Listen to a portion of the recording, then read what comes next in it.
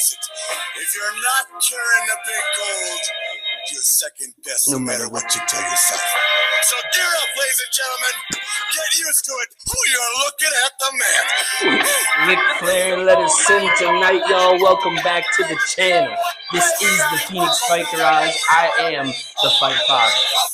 If you haven't been here before, you're in for a good time. We're here to talk UFC 13. We got a lot of things planned ahead in this party.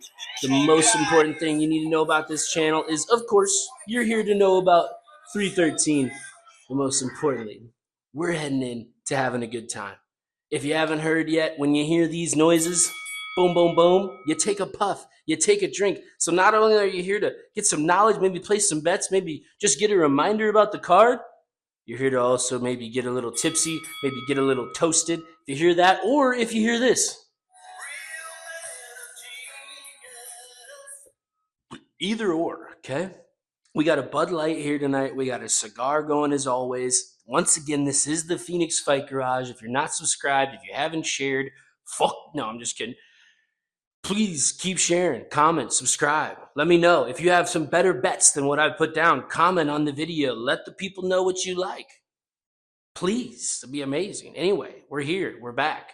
It's been a while. You might have seen my videos lately. Please watch out for the polls. But the videos, I'm usually posting for big pay-per-views and big fight nights. The last couple fight nights, Henry Cejudo, Song Yadong, this one tonight, Miguel Cape versus the guy from Kazakhstan, didn't really get me too excited.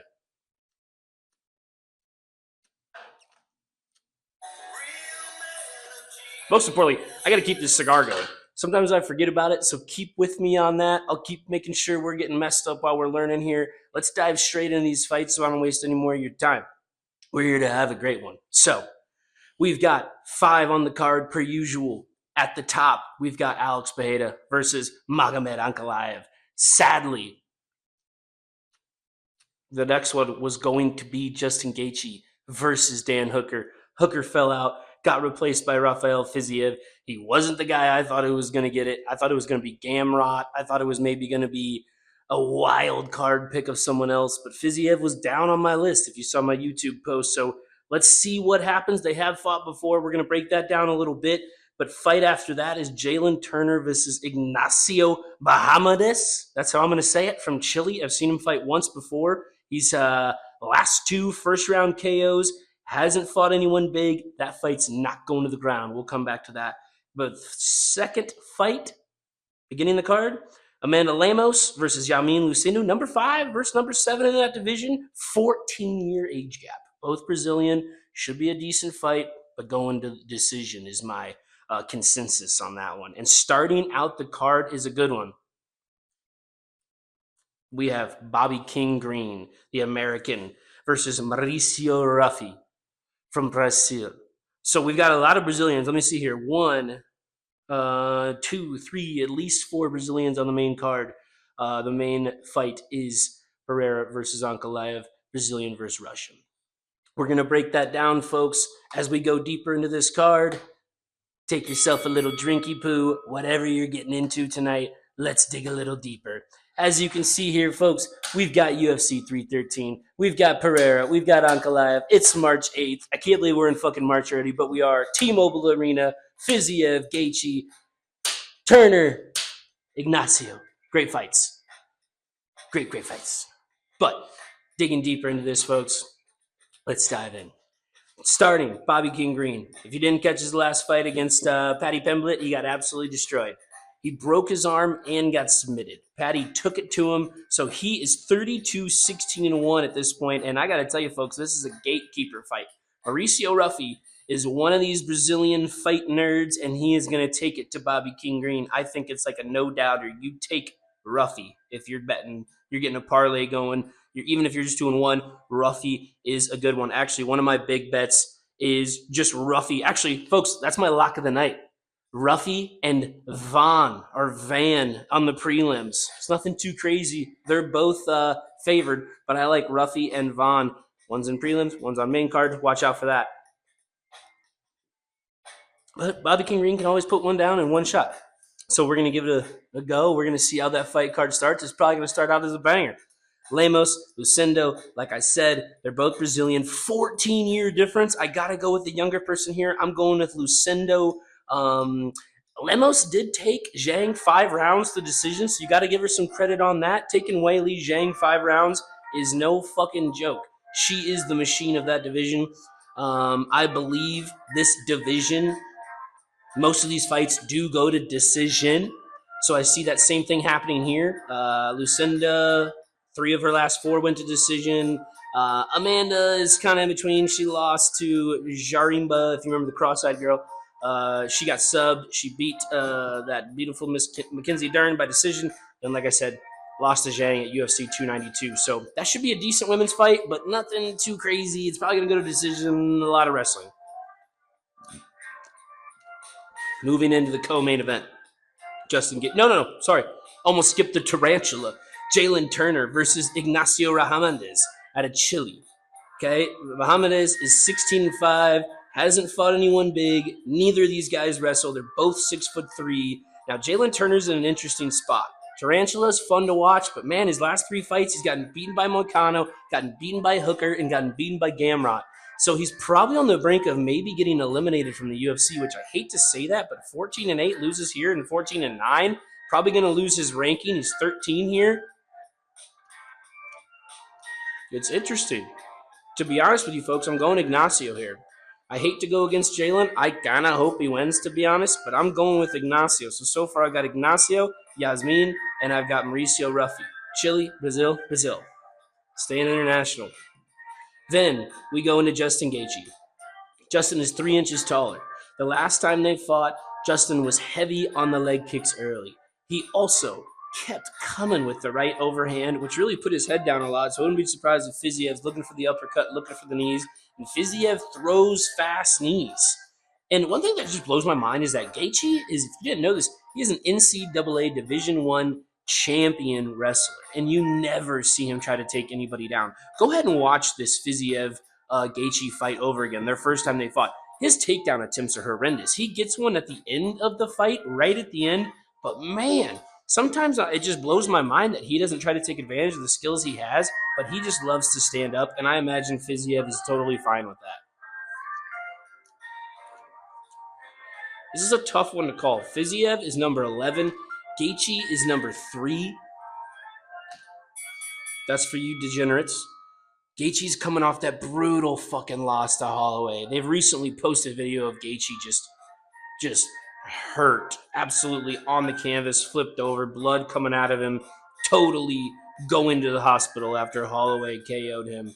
So he's coming off a tough loss, a big loss, a viral loss. Let's see how he bounces back here. He's Arizona boy, so Arizona pride, American pride.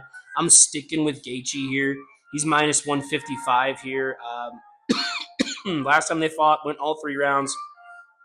Was a good one in the 3rd round. Fiziev might have been up 2 rounds. I think Gaethje took it to him in the 3rd and ended up winning it, doing his backflip off the cage per usual.